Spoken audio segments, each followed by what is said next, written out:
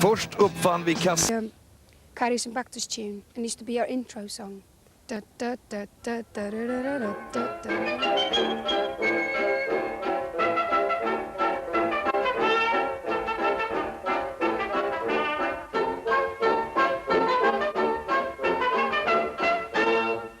In Iceland we had a director who was obsessed with Torbjörn Egner. So since the 60s, every 2 years, one of Torbjörn Egner's plays is set up in the National Theatre of Iceland. And so every generation of kids is able to see both the, don't know what you call it in Norwegian, Kardemommebærin. Yeah, Kardemommeby. And Dýrin í Hálsaskógi. Dyrene i Hakkebakkeskogen. And Karius and Bactus. Ikke gjør som mora di sier, Jens! Ikke gjør som mora di sier! It's the most happening theatre event in Iceland. And it's like they've been trying to do all sort of things, like putting Andrew Lloyd Webber's place up and all sort of all over the world successes up in Iceland. But always the hits of every year for the last sort of 30 years has always been Torbjörn Egner's things.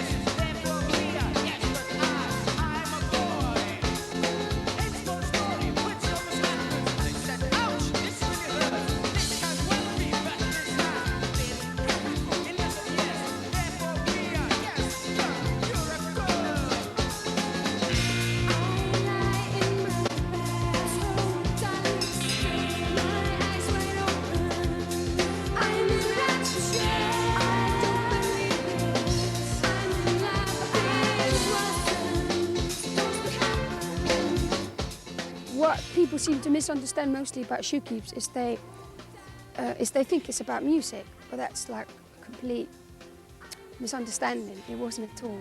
That was just the surface.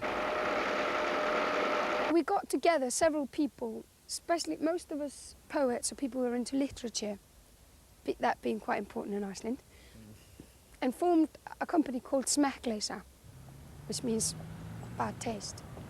And all did normal jobs just in order to survive. And then we got together in the evenings and would either work on a book or borrow our parents' car and distribute it, make the poster, or do a record, or help someone do a film. You know, I would be a sound person one day, next day I would be a cook. And we decided that to form this really silly band to play in our parties. And so 2 poets would get like a guitar and bass, and I would like sing. We'd call it the stupidest name we could think of, it was Sugar Cubes. It would sound a bit like the Monkees or ABBA or something like that. And just wrote these really silly pop songs. Today is a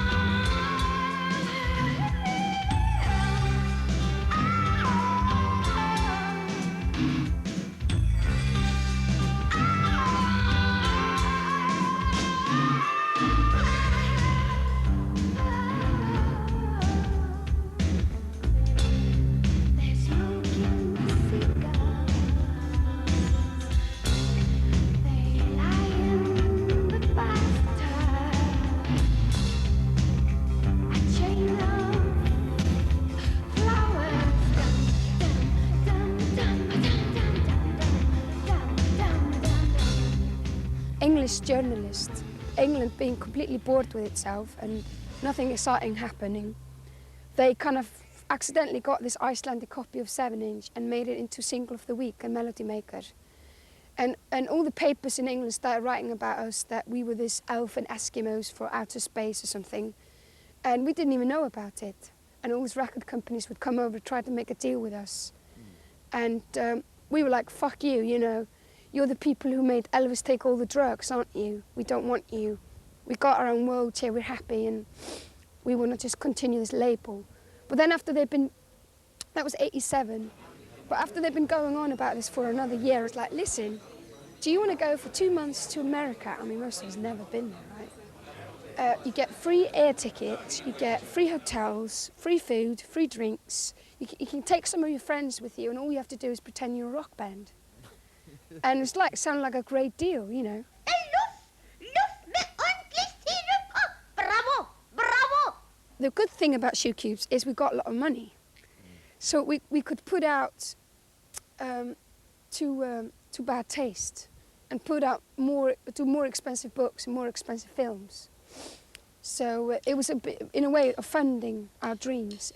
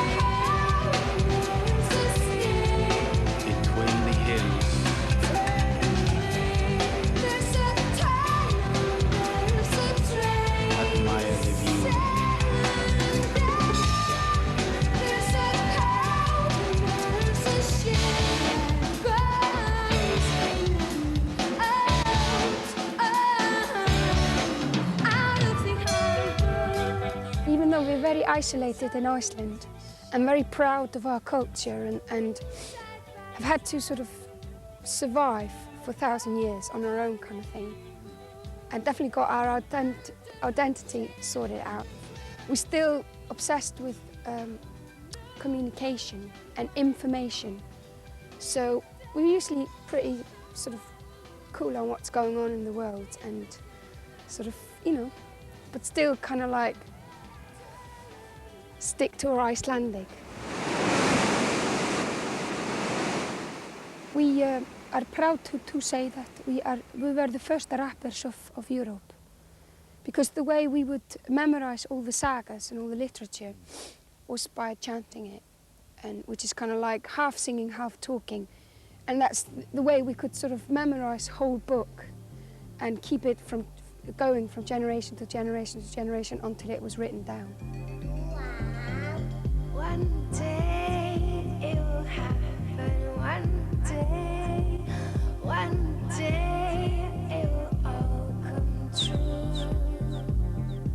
I was always singing, and it was like this festival. And so this guy came up to me, wanted to make like 900 million like kronas or whatever, and wanted to make a child star. So I did this one record when I was 11. And then they want me to do another one because it went really well. And I didn't want to because it meant I would have to work with grown-ups. And grown-ups, they were kind of like past their climax. I wanted to experiment and make songs about what I was feeling like with people that were my age. So I just told them to fuck off and went to my school and joined up with several kids my age and formed bands, and I've basically been in bands ever since.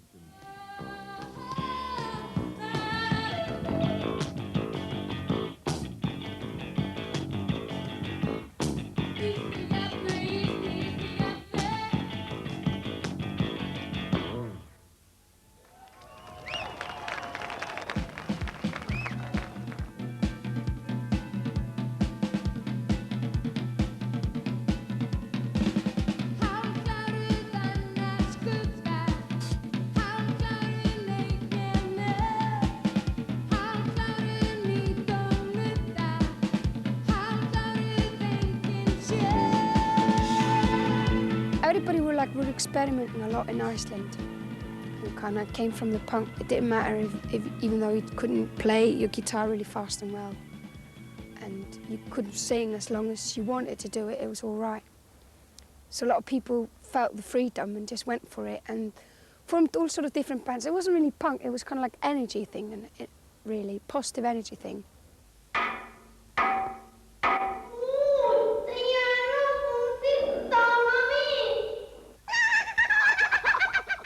Always when I read about you, it's always something Icelandic connected to you. Do you do that on purpose? No, not at all. Most of it is out of my control. It's basically, it's called English racism, if you want. English caught with this illusion that English is the best place on the universe, and England is England, and rest is some sort of creatures that happen to live on the planet as well. They're like giraffes, and you got monkeys, and you got whales, and you got French people, and you got Icelandic creatures, and it's about this sort of exotism that English people have got. Is they want to they can't deal with it that you're actually a human being that sort of eats, fucks, and sleeps, and laughs, and cries, and all those things. You're just this kind of creature that kind of like floats over the North Pole and sort of like speak in an elfin kind of way, and that's the only way that can make you interesting. You left Iceland now. Yeah, I had to swallow my pride when I moved to London. What I figured out before I would drop dead, to once do a record of my own. And I realized after being with Sugar Cubes that all the freedom that comes with doing album abroad, because you get money, and I would probably have to work in a fish factory along it to be able to finance it. And I would have to I wouldn't be able to find the sound people or the musicians I liked, so I probably would have done it all myself, which means it would probably have been pretty sort of clumsy and naive. I call my album Debut, because it's the first time it's kind of like conscious effort of doing my own music. And also I want to stress the point to foreigners who don't know anything about I'm a control freak. I have actually no interest of controlling the world, or sort of standing on the top of a mountain and sort of, I'm great or something like this. But when it comes to your own music, it's a bit like having children. You become very protective, and like with your own kids, it's really important what education they're going to get, what surroundings they're going to get, pollution, what food, if they're going to get nutrition, if they're going to get education. doctors, all those things. And the same is with if your kids are going to turn out at the other end as still being human and kids. The same with songs.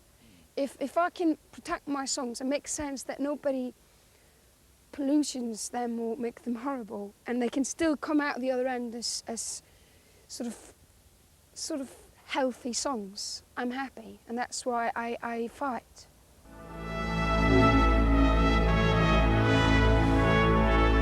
Ja, nei, vi måtte springe halvmaraton.